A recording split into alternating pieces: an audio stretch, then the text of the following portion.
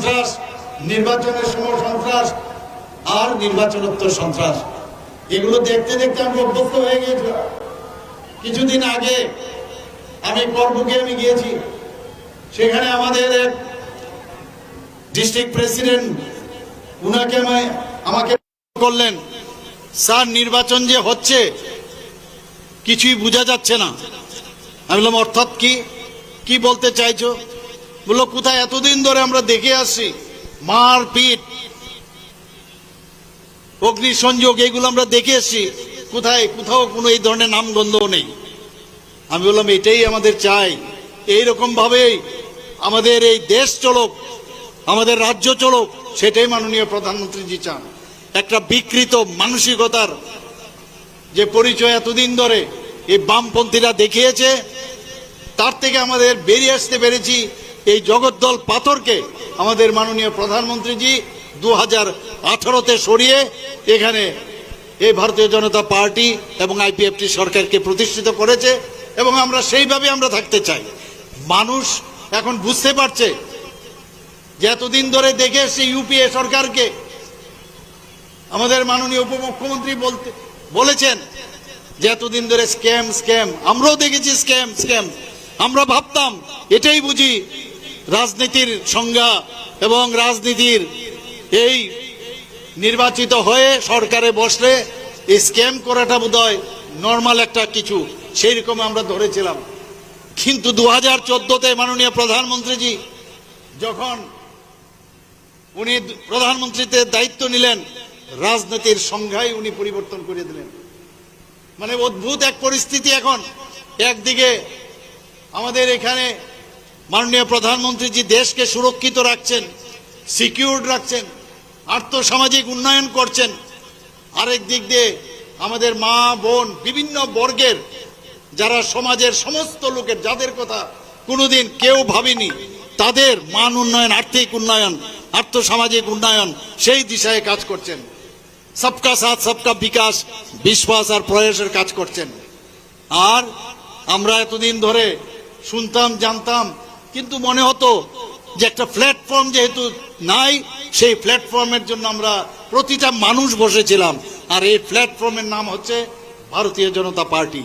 ভারতীয় জনতা পার্টির আজকের মানুষ খুঁজছিল এরকম একটা দল যেখানে মানুষের কথা বলবে, রাষ্ট্রবাদী দেশের কথা বলবে, এবং সমস্ত সবাইকে নিয়ে চলার যে অঙ্গীকার, সেই ধরনের একটা পার্টি খুঁজছিল।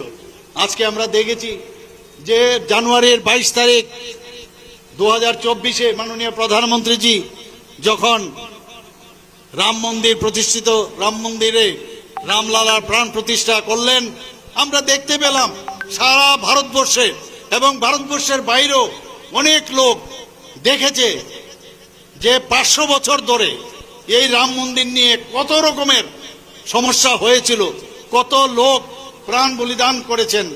সেই জায়গায় দাঁড়িয়ে 500 বছর পর মাননীয় প্রধানমন্ত্রীজি সেই অযোধ্যার মধ্যে রাম মন্দির প্রতিষ্ঠা করেছেন, পাশাপাশি এই রামলালার যে প্রাণ প্রতিষ্ঠা সেটাও করেছেন। একটা মনে হয়েছিল সারা ভারতবর্ষের মধ্যে একটা আস্তিক পরিবেশ চলে এসছে এবং সেখানে রামময় হয়েছিল। আমরাও মনে হচ্ছিল আধ্যাত্মিক দিক দিয়ে ভারতীয় জনতা পার্টি এমন এক পার্টি, শুধু রাজনৈতিক পার্টি না, সেবাই যার ধর্ম, সেবাই সংগঠন, সেবার মাধ্যমে মাননীয় প্রধানমন্ত্রীজি এবং ভারতীয় জনতা পার্টি, আমাদের যিনি সর্বভারতীয় সভাপতি জেপি নাড্ডাজি, আমাদের গৃহমন্ত্রী অমিত শাহজি সবসময় যে কথাটা বলেন যে আমরা সমাজ পরিবর্তনের মাধ্যমে আমরা সরকারে থাকতে চাই। কিন্তু অন্যান্য পার্টি কি, এখন যারা ইন্ডিয়া নাম দিয়েছে, INDIA, তাদের কি অবস্থাটা? নামও দিয়েছে ইন্ডিয়া, ইচ্ছাকৃতভাবে নাম দিয়েছে।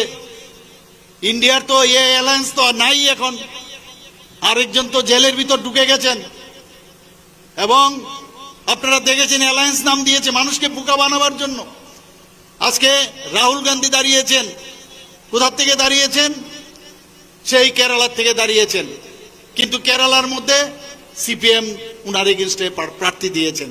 পশ্চিমবাংলা তো একই অবস্থা, তদৈবচ, সেখানেও কংগ্রেসের সাথে তৃণমূলের কোনো অ্যালায়েন্স নেই। তাহলে কোথায় দাঁড়ালো?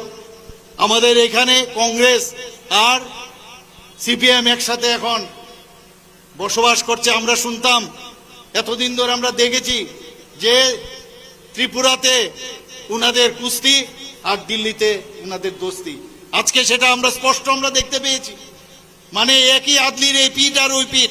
এতদিন আমরা শুনতাম, এখন কংগ্রেসের অফিস থেকে সিপিএম এর ফ্ল্যাগ বেরোয় আর সিপিএম এর অফিস থেকে কংগ্রেসের ফ্ল্যাগ বেরোয়। অদ্ভুত এক অবস্থা এখন দেখতে পাচ্ছি আমরা। বন্ধুগণ, আমাদের মাননীয় প্রধানমন্ত্রীজি বলছেন বারবার, কাউকে ছাড়া হবে না। উনি বলছেন, আমি কাউকে ছাড়বো না। যারা এই ধরনের ওষুধ উপায় অবলম্বন করবে, করাপশনের জিরো টলারেন্স নীতি উনি সেটাকে সামনে তুলে ধরে সমস্ত যারা এই ধরনের মানুষের টাকা লুট করেছে তাদেরকে কাউকে ছাড়বে না। আমরাও এখানে আমরা ত্রিপুরা সরকার, এই যে ডাবল ইঞ্জিনের সরকার, আমরাও সেই দিশায় আমরা চলছি। বন্ধুগণ, মানুষ বুঝতে পারছে। মাননীয় প্রধানমন্ত্রীজি বারবার বলছেন জাতপাতের রাজনীতি বহু হয়েছে। আপনারা কোথায় কোথায় আমরা দেখতাম উত্তরপ্রদেশে জাতপাতের রাজনীতি, বিহারের জাতপাতের রাজনীতি। আমরা সমস্ত জায়গায় আমরা দেখেছি এই জাতপাতের রাজনীতি আমরা দেখেছি। এর থেকে উঠে গিয়ে উপরে উঠে এইবার মাননীয় প্রধানমন্ত্রীজি দেখিয়েছেন যে জাতপাত ছাড়াও রাজনীতি করা যায়। উনি বলছেন আমাদের কাছে 4টা জাত, একটা হচ্ছে গরিব মানুষ, একটা হচ্ছে মহিলা, একটা হচ্ছে যুবক, আর একটা হচ্ছে কৃষক। এই 4 জাতের যদি উন্নয়ন হয় তাহলে আর কোন জাতপাতের কোনো দরকারই পড়ে না। তাহলেই আমাদের সমস্ত ভারত যে বিশ্বগুরুর স্থান সেটা অবশ্যই পাবে। বন্ধুগণ, আমরা দেখেছি মাননীয় প্রধানমন্ত্রীজি এই দেশকে কোন জায়গায় নিয়ে গেছেন। G20-র সময় আমরা দেখেছি কি অবস্থা। সমস্ত রাষ্ট্রপ্রধানরা, আমি নিজেও সেখানে আমি গিয়েছি, সেখানে আমি দেখেছি সমস্ত রাষ্ট্রপ্রধানরা উনাকে কি চোখে দেখছেন।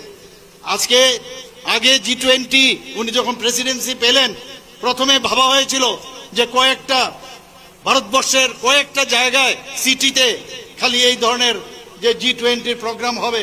উনি বলছেন না, সমস্ত ভারতবর্ষের 200টা জায়গায় সেখানে উনি স্থির করলেন যে G20 প্রোগ্রাম হবে।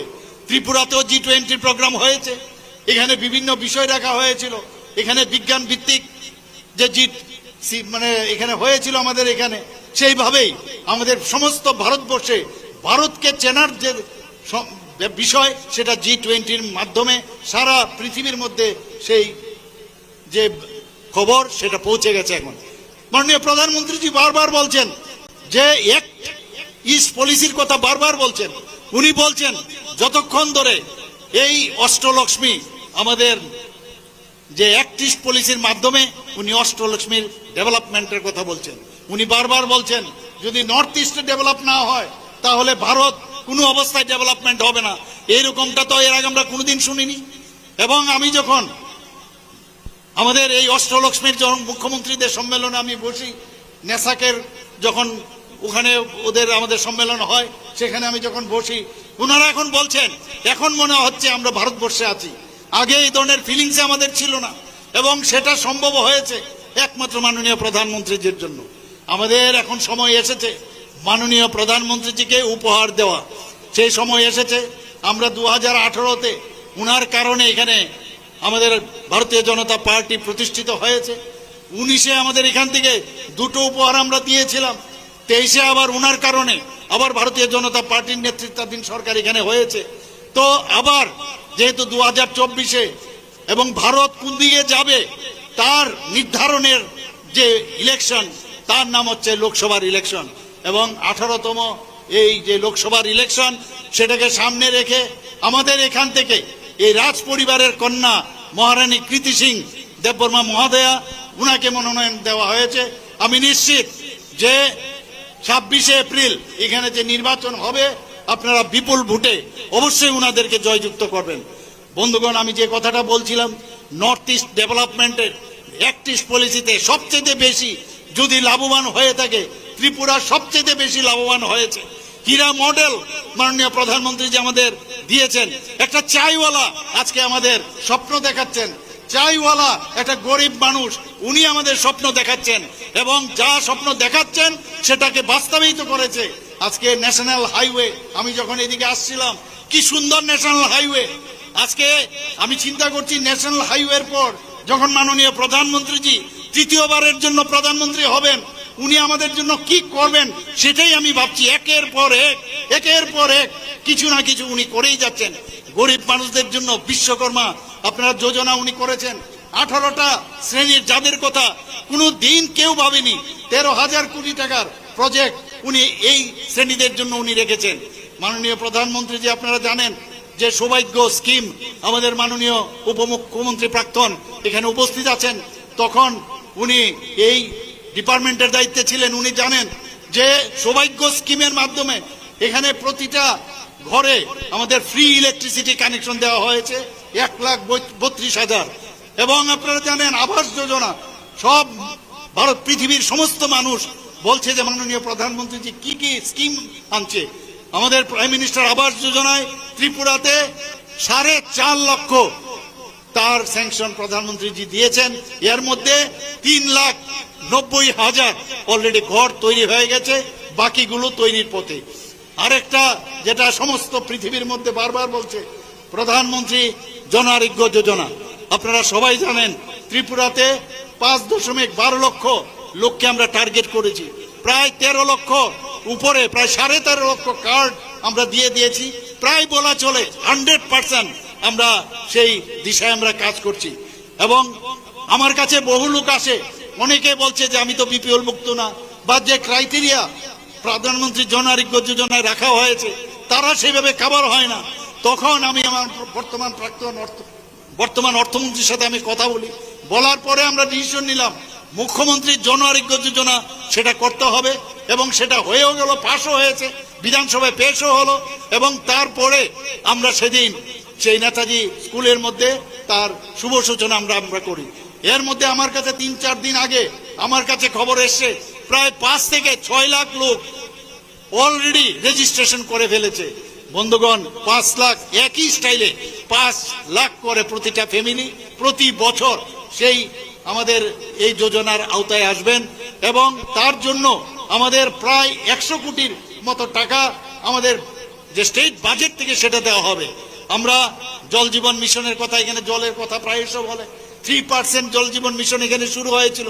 সেই জায়গায় দাঁড়িয়ে এখন 76% জল জীবন মিশনের আমাদের প্রতিটা নলসের জল যে ঘটনা আমরা সমস্ত বাড়ি ঘরে আমরা পৌঁছে দিয়েছি। উজ্জ্বলা যোজনার কথা যদি আমরা বলি, আমরা জানি মাননীয় প্রধানমন্ত্রীজি উনার মাকে দেখেছেন, যখন চুল্লি ধরাতেন চোখে ধুয়ো উনি দেখেছেন, এবং তাতে করে বহু মহিলাদের চোখ নষ্ট হয়। মাননীয় প্রধানমন্ত্রীজি তাই উজ্জ্বলা যোজনার মাধ্যমে ত্রিপুরাতে 3,12,00,000 বেনিফিশিয়ারিকে ফ্রি এই গ্যাস কানেকশন দিয়েছেন।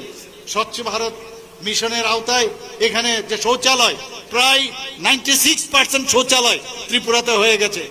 এখানে সবচেয়ে বড় আরেকটা বিষয় যেটা সামাজিক ভাতা। বন্ধুগণ, প্রায় 4,10,000 আমরা ত্রিপুরাতে আমরা যারা গরিব মানুষ বিভিন্ন 33 রকমের আমাদের যে ভাতা, সেই 33 রকমের ভাতার মাধ্যমে আমরা 4 লক্ষ, প্রায় 4 লক্ষ আমরা 10,000 মানুষের কাছে আমরা এই ভাতা আমরা দিচ্ছি। শুধু তাই নয়, মুখ্যমন্ত্রী সহায়ক প্রকল্প করে আরো 30,000 সামাজিক ভাতা দেওয়ার আমরা ব্যবস্থা করেছি। এতে করে আমরা জানি আগে কত ছিল, 700 টাকা দিত সিপিএম এর সময় ওদের শাসনকালে। আমাদের সরকার আসার পর 1,000 টাকা করে আমরা দেওয়া শুরু করেছি। আর এবার একদম ডাবল করে দিয়েছে, 1,000 থেকে আমরা 2,000 আমরা করে দিয়েছি। বন্ধুগণ, আগে আমরা দেখতাম খালি জিন্দাবাদ জিন্দাবাদ, দিতে হবে দিতে হবে, করতে হবে, এগুলোই আমরা দেখতাম। এবং সরকারি কর্মচারীরা 22 মাসে আমরা 22% আমরা এই সরকারি কর্মচারীদের ডিএ দিয়েছি। আগে 3%, 25% ডিএ আমরা সরকারি কর্মচারীদের আমরা দিয়েছি। এখানে আমাদের বেশি মাত্রায় মহিলারা এখানে উপস্থিত আছেন, আমার মেয়েরা উপস্থিত আছেন, মায়েরা উপস্থিত আছেন। এসএসজি গ্রুপ, প্রধানমন্ত্রীজি যেটা বলেন যে এই ভারতবর্ষে এই রাজ্যের যদি মায়েরা যদি শক্তিশালী না হয় তাহলে এই সমাজ শক্তিশালী হবে না, দেশও শক্তিশালী হবে না। এখানে প্রায় আগে 2017 আগে মাত্র 4000 এসএইচজি গ্রুপ ছিল। এখন আমাদের কত এসএইচজি গ্রুপ? 56,000-এর উপরে আমাদের এসএইচজি গ্রুপ হয়েছে। আমরা রিভলভিং ফান্ড দিচ্ছি, ব্যাংকের মাধ্যমে আমরা ফান্ড দিয়ে ওনাদের আর্থ সামাজিক উন্নয়নের চেষ্টা করছি। এখন মহিলারা খালি ঘরের ভিতর খালি ঘরের কাজ করতে হয় না, বিভিন্ন প্রোডাক্ট ওনারা তৈরি করতে পারেন। কেউ কৃষিকাজে যুক্ত, বিভিন্ন গোপালন থেকে আরম্ভ করে ছাক পাগল থেকে আরম্ভ করে সব দিকে ওনারা এখন যে ভোকাল ফর লোকাল সেটা এই ত্রিপুরাতে আমরা দেখতে পাচ্ছি। বন্ধুগণ, আমরা দেখেছি যে মাননীয় প্রধানমন্ত্রীজি লাখপতি দিদি, আপনারা নিশ্চয়ই শুনেছেন। আরে লাখপতি দিদি এটা কি? আমরা তো প্রায়ই শুনতাম লাখপতি দিদি কি। এখন আমাদের ত্রিপুরাতে এই লাখপতি দিদি কতজন হয়েছে আপনারা শুনলে অবাক হবেন। প্রায় 83,000-এর উপরে লাখপতি দিদি ত্রিপুরাতে হয়েছে। বন্ধুগণ, শুধু তাই নয়, আপনারা দেখেছেন আমাদের ত্রিপুরাতে প্রায়শ এখন আমরা বারবার বলছে যে ত্রিপুরাতে নাকি আইনের শাসন নেই। আমরা সারা ভারতবর্ষের মধ্যে 28টা রাজ্য, পূর্ণ রাজ্যের মধ্যে আমাদের গত বছরের যে রিপোর্ট, সেখানে নিচের দিক দিয়ে আমরা 5ম স্থানে ছিলাম, আর এবার আমরা 3য় স্থানে চলে এসেছি। আর ওনারা বলছেন যে ত্রিপুরাতে নাকি আইনের শাসন নেই, আইনের শাসন নেই। বন্ধুগণ, সংবিধানের কথা বলছেন, সংবিধান বাঁচাও, সংবিধান বাঁচাও। আরে 370 ধারা যদি সেটাকে বিলোপ না করতো, 35-এ যদি বিলোপ না করতো, আজকে ডক্টর শ্যামাপ্রসাদ মুখার্জি এই 370-কে বিলোপ করার জন্য উনি বলিদান হয়েছেন। সেটাকে মাননীয় প্রধানমন্ত্রীজি বিলোপ করেছেন। সেটা কত বড় কাজ করেছেন। আজকে জম্মু এন্ড কাশ্মীরে যদি আপনারা যান, সেখানে মানুষ বলছে যে আমরা আবার নতুন ভাবে স্বাধীনতার স্বাদ আমরা পেয়েছি, সেখানে উন্নয়ন হচ্ছে। মোদিজি বারবার বলছেন, আমি গ্যারান্টি দিচ্ছি, তিনি 3 তালাক বিলোপ করেছেন। তো কি বলছেন? সংবিধান, সংবিধান বাঁচাও। আপনারা তো এই সংবিধানকে হাতিয়ার করে এতদিন ধরে কার্য চালিয়েছেন, যার যার ফ্যামিলিকে ভালো করে হৃষ্টপুষ্ট করেছেন। আর মাননীয় প্রধানমন্ত্রীজি এখন এই কাজগুলো করছেন এবং মানুষের জন্য কাজ করছেন এবং আগামী দিনও করবেন। আমি নিশ্চিত যে এখানে যারা উপস্থিত আছেন, যদি এই খুন সন্ত্রাসের এবং এই যারা এতদিন ধরে এই ধরনের কাজ এখানে করে গেছেন, একটা অস্বাস্থ্যকর পরিবেশ সৃষ্টি করেছেন, মানুষকে মানুষ বলে গণ্য করেনি, তাদেরকে যদি আপনারা উচিত শিক্ষা দিতে হয়, আপনারা 26 তারিখ আমাদের ভারতীয় জনতা পার্টির যাকে ক্যান্ডিডেট করা হয়েছে মহারানী কৃতি সিং দেববর্মা মহোদয়াকে বিপুল ভোটে জয়যুক্ত করবেন। শুধু তাই নয়, আমাদের যে আরেকজন ক্যান্ডিডেট পশ্চিম ত্রিপুরা থেকে দাঁড়িয়েছেন, আমাদের প্রাক্তন মুখ্যমন্ত্রী বিপ্লব কুমার দেব এবং রাজ্যসভার সদস্য, উনাকেও আপনারা জয়যুক্ত করবেন। বন্ধুগণ, এখানে যারা উপস্থিত আছেন, যারা অনেকক্ষণ ধরে এখানে বসে আছেন, দীর্ঘ সময় ধরে এখানে বসে আছেন, আমি আপনাদের কাছে নিবেদন করব, এই ভারতবর্ষকে যদি বাঁচাতে হয়, এই ভারতবর্ষকে যদি শক্তিশালী করতে হয়, যেখানে এই ভারতে আমাদের বিএসএফ জওয়ান আমাদের সোলজারদের গলা কেটে এই পাকিস্তানের সমাজদ্রোহীরা, যারা টেররিস্টরা আমাদের ভারতে এসে ফেলে দিত, আমাদের পার্লামেন্টে ওরা আক্রমণ করেছে, আমাদের বোম্বের ঘটনা, নর্থ ইস্টের ঘটনা সবাই আপনারা জানেন। সেই জায়গায় দাঁড়িয়ে কোথায় কোথায় আগে আমরা দেখেছি রায়ট 2014-র পরে কোথাও এই ধরনের ঘটনা নাই।